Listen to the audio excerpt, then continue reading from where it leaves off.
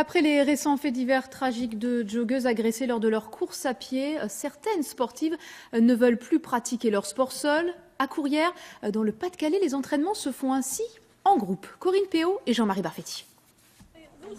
Désormais, elles ne courront plus seules. Dans la nuit du stade de Courrières, elles ont décidé de se regrouper et des hommes ont accepté de les accompagner. Un seul mot pour l'expliquer, la peur. Quand je cours seule, je mets pas de musique. Dès que j'entends un bruit derrière moi, je me retourne. Une voiture qui freine ou qui arrive, je me retourne.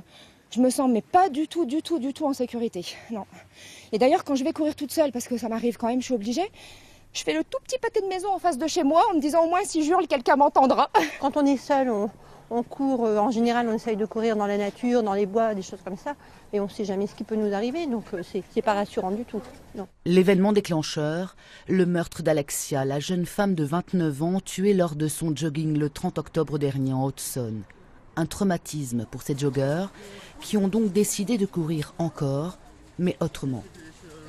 Tout ça, ça fait que, oui, effectivement, ça met un mouvement d'insécurité sur les courses à pied, en fait. Et tout le monde essaie de se regrouper un petit peu, je pense, pour dire de pouvoir justement être rassuré, de pouvoir courir en groupe. Vu la noirceur, entre guillemets, de 17h, vaut mieux courir en groupe. Et puis les filles, au moins, ils se sentent plus en sécurité.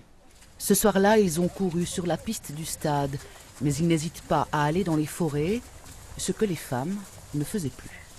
On essaye de profiter de la nature et on n'est jamais à l'abri d'une personne qui sort d'un fourré et même en ville, parfois on a des voitures carrément qui s'arrêtent, donc c'est vraiment effrayant.